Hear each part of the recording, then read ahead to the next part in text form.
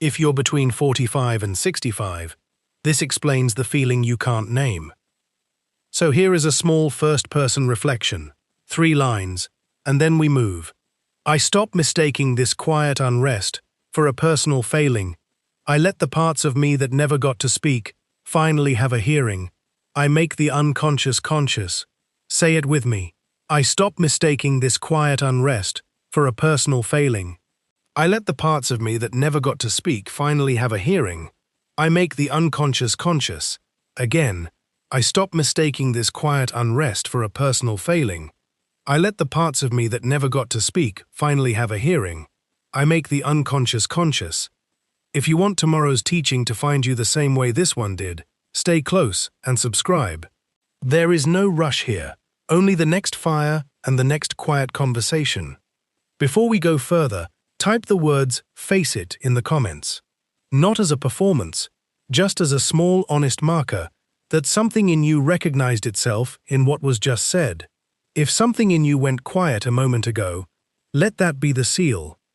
The first key is, the feeling has no name because it is not a mood, it is a demand. You have looked for a word for it. Restlessness does not quite fit. Sadness does not quite fit. Boredom is too small a word for something this large. And even dissatisfaction feels wrong, because dissatisfaction implies you know what you are missing, and you do not. You only know that something is knocking.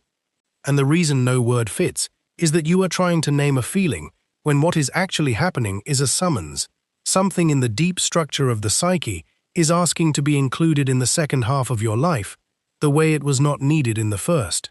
Jung called the whole task of answering that summons individuation, which he defined plainly as coming to selfhood, in Collected Works Volume 7. Paragraph 266, not becoming a better version of your morning self, becoming the fuller self that the morning simply had no room for. Imagine a woman at 51.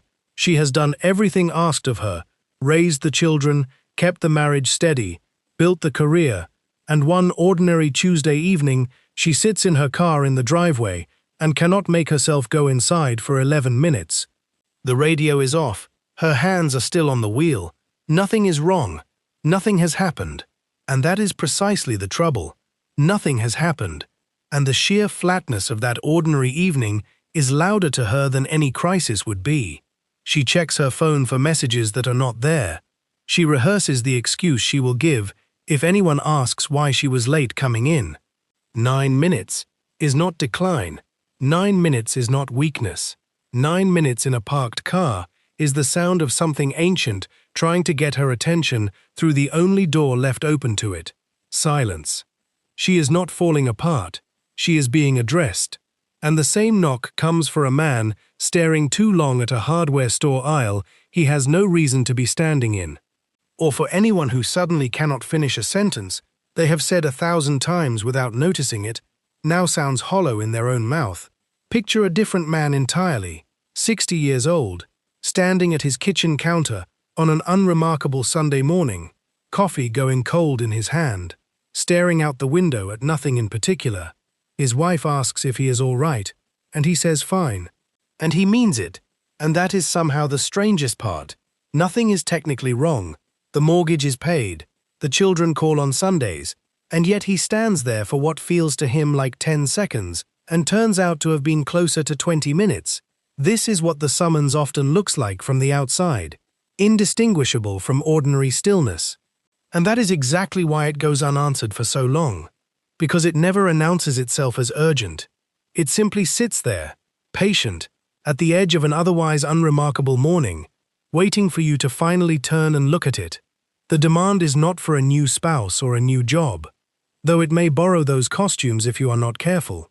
The demand is for attention, plain attention, to a self that has been managing rather than living. It is not a breakdown, it is a summons. That is the first key. The feeling that has no name is not asking you to fix your life. It is asking you to finally attend to the one living it. I stop demanding a name for this feeling and start giving it a hearing instead. The second key is, the morning program that got you here is the very thing now turning against you. Think about what the morning program actually consisted of. Prove yourself, secure the ground, build the household, win the position, silence the doubts that might slow you down. None of that was wrong. Jung was never a man who despised achievement or called ambition a sin. The morning has its own laws, and they are good laws for the morning. But a law of growth for a sapling becomes a law of strangulation for an oak. And somewhere in your 40s or 50s, the very discipline that built your life quietly becomes the wall keeping newer rooms of yourself from ever being furnished. You kept the emotions filed away, because feeling them once would have cost you the promotion. You kept the doubts about the marriage filed away, because raising them once would have cost you the stability. You kept the creative hunger filed away, because indulging it once would have cost you the respectable path. Filing is not failure. Filing was strategy. And it worked. That is the quiet cruelty hidden inside all of this. The strategy worked so well that you forgot it was ever a strategy and started calling it your personality. Imagine a woman who spent 30 years being known at work as the one who never cracked, the one colleagues sent difficult news to because she would receive it calmly and keep the room steady. She built an entire identity on that steadiness, the way another person might build one on charm or on cleverness. It served her. It got her promoted twice. It made her the person her own siblings called first when their mother grew ill. And then one afternoon at 52, sitting in a meeting that did not matter, a junior colleague made an offhand comment about being tired of always being the strong one in her own family.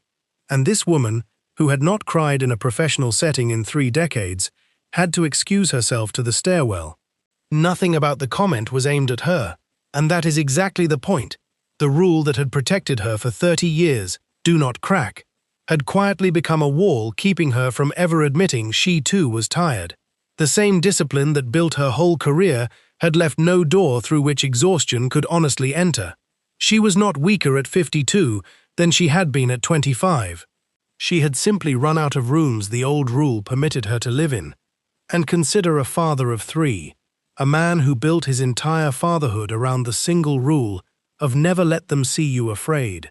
A rule that served him beautifully when the children were small and frightened and needed a steady hand at the wheel during storms both literal and otherwise. But now the children are grown, and he sits at his youngest daughter's wedding, watching her dance, and feels a wave of fear about his own mortality, so large it nearly buckles his knees. And his first instinct, 30 years deep, is to swallow it, to smile, to let no one see, and it is only later, alone in the car, that he understands the rule that once protected his children from his fear has now quietly begun protecting no one, and costing him the one honest conversation he might have had with his own daughter about what her wedding actually meant to him. This is not regression. Jung insisted the second half is not childhood revisited, it is genuinely new terrain. He wrote that what in the morning was true will at evening have become a lie, and a truth held past its season does not remain a truth. It curdles into a lie you tell yourself out of habit. The rule was never false. It simply had a shelf life it never announced. Notice this week where you say the phrase, "That is just who I am," and ask honestly whether that is a description of your nature or a description of your morning strategy still running on old fuel. Ask it plainly of the discipline that once served you. Is this rule still keeping something safe, or is it now merely keeping something out? That is the second key. The very discipline that carried you here is the wall now standing between you and the rest of the house.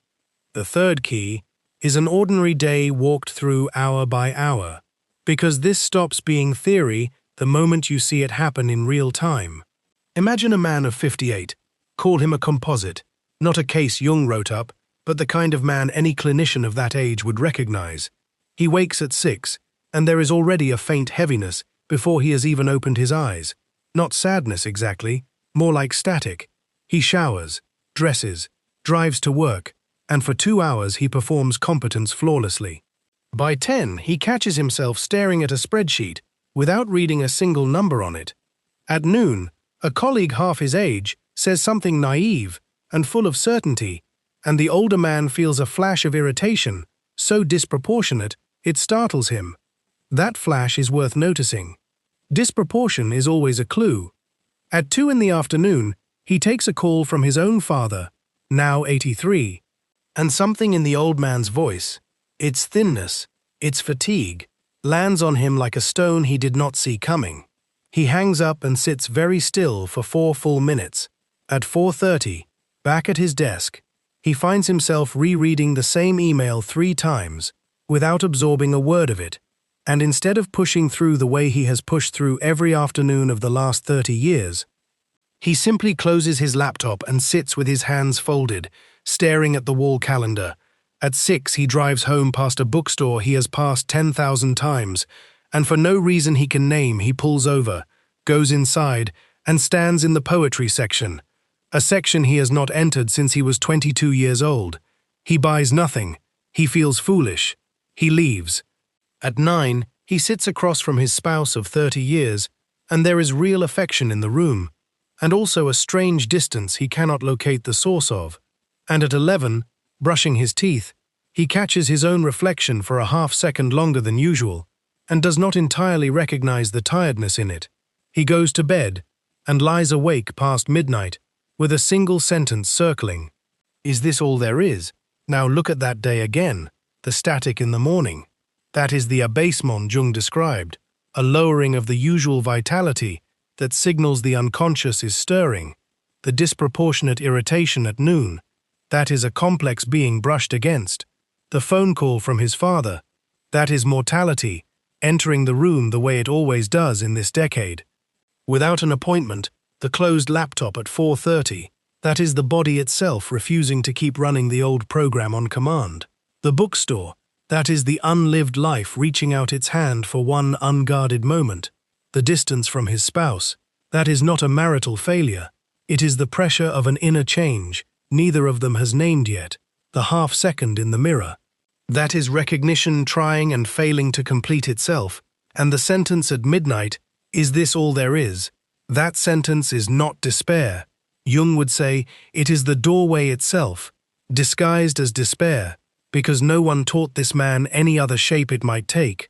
This is what your own week most likely looks like too, filled with small, unnamed signals you have been trained to override.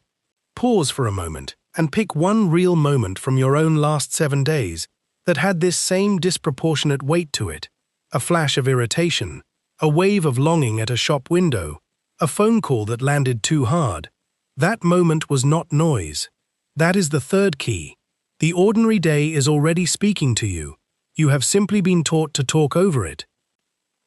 The fourth key is, whatever you refuse to live in the first half does not disappear. It waits, and it grows more interesting to you with every passing year, not less. Jung noticed that the things a person sets aside young, the painting never pursued, the honesty never spoken, the tenderness never risked, the different life never chosen, do not politely evaporate simply because decades passed. They accumulate a strange gravitational pull, and by the time you reach your late 40s or 50s, that pull becomes almost impossible to keep ignoring. This is why so many people this age report being blindsided by a sudden hunger for something that makes no obvious sense. A lawyer who cannot stop thinking about the guitar in the attic. A mother whose children are grown, who finds herself weeping at a stranger's wedding for reasons she cannot articulate. This is not midlife crisis in the cheap sense the phrase has come to mean. That phrase itself, incidentally, was coined by a psychologist named Elliot Jakes in 1965, decades after Jung had already mapped the actual terrain with far more care. What Jung mapped was this: the unlived life becomes a debt, and debts, left alone, accrue interest. Think of it almost like a ledger the psyche keeps quietly in the back room. Every year you decline to pay attention to a hunger. The balance does not shrink, it grows.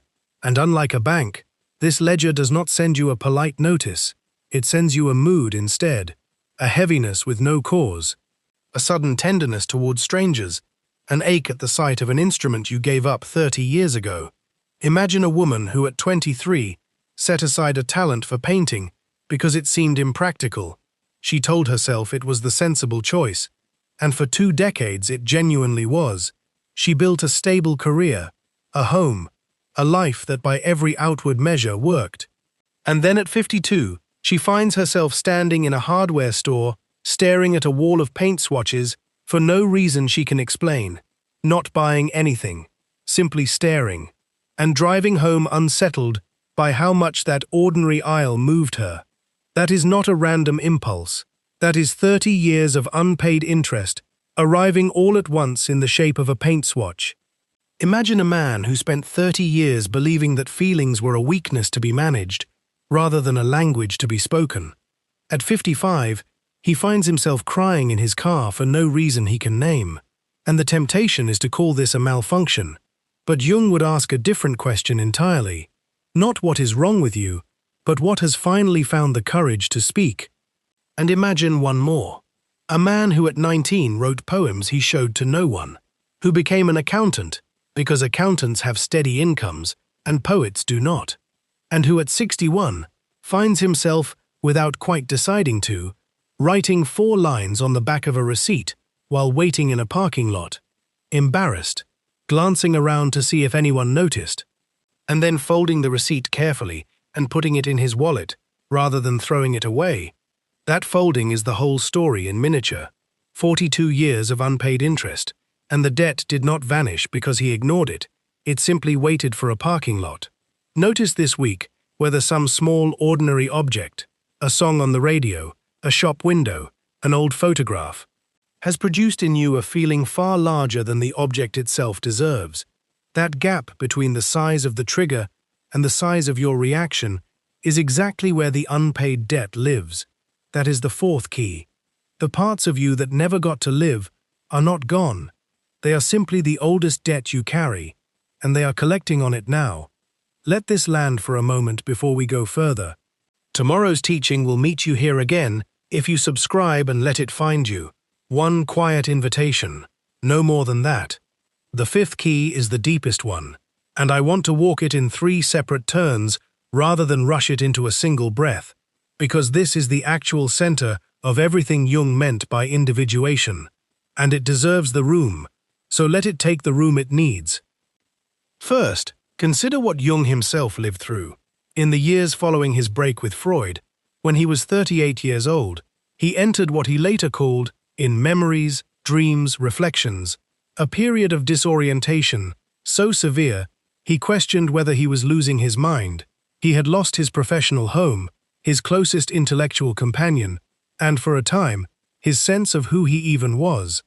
He recalled lying on the floor of his study some evenings, simply trying to locate the ground beneath his own thoughts. He described feeling as though the solid earth of his identity had quietly given way beneath him, while the surface of his daily life still looked entirely normal from the outside. He still saw patients, he still wrote letters, he still walked to his office each morning, and none of the people around him could have guessed what was actually happening underneath. This is worth sitting with for a moment, because it means the collapse you may be feeling right now, quietly, privately, while your own outer life still looks perfectly intact, is not evidence that something has gone wrong with you.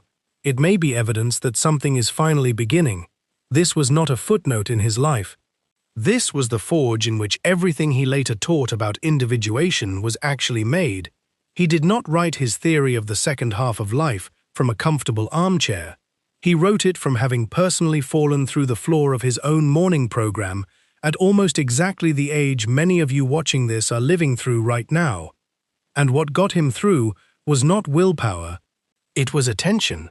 He began, deliberately, to take the images and impulses rising in him seriously, instead of dismissing them, to write them down, to sit with them, to let them speak, rather than silencing them, the way his morning training had taught him to silence everything inconvenient. And slowly, not quickly, a new structure formed underneath the old one that had collapsed. This took him years, not weeks, and that alone should loosen the pressure you may be putting on yourself to have this figured out by next month.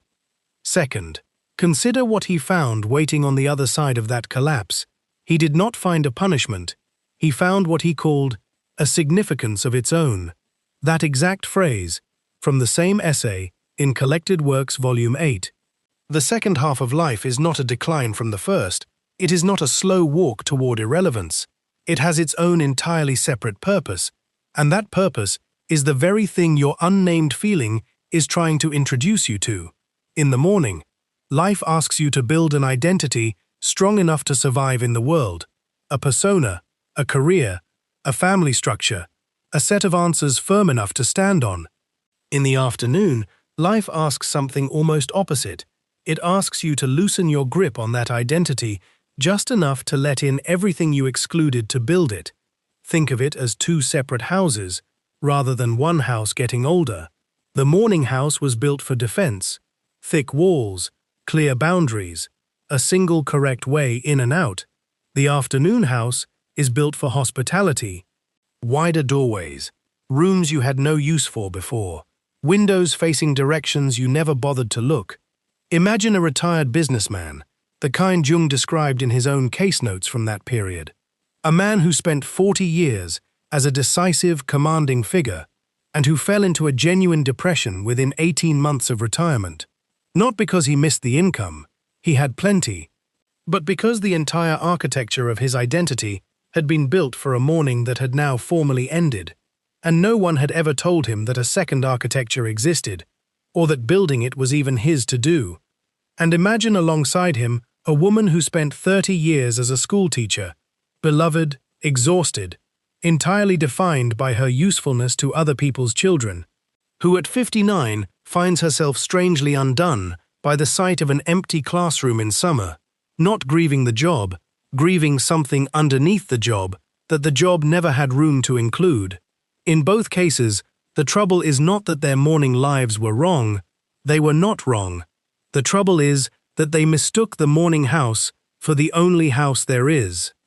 Third, consider what this second architecture actually requires of you. And here is where the demand becomes concrete rather than poetic. It requires you to stop asking, "What should I be doing with my life?" a morning question, and start asking, "What in me has been waiting?" an afternoon question. It requires you to treat your own irritations, your daydreams, your sudden interests, your unexplained grief at ordinary things, as data rather than noise. It requires the humility to admit that the identity you spent 30 years building, however successful, was partial, not false, but partial, and that the second half of life is not about tearing that identity down. It is about finally letting the excluded material sit at the same table.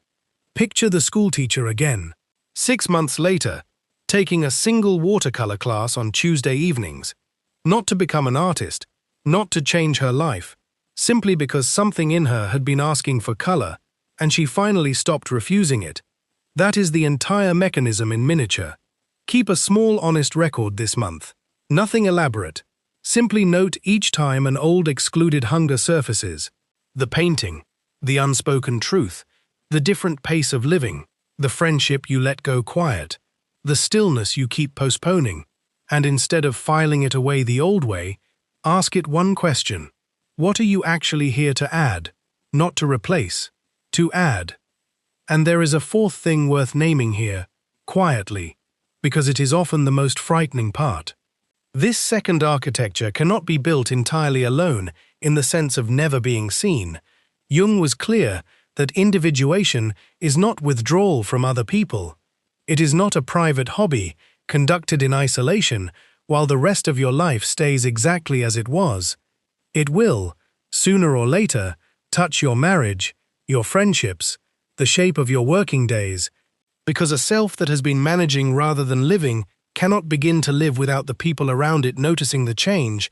This does not mean upheaval for its own sake, and it does not mean you owe anyone an explanation before you are ready to give one. But it does mean the watercolor class, the honest conversation finally had, the guitar taken down from the attic. These are not private footnotes. They are the first visible signs that the second house is actually being furnished.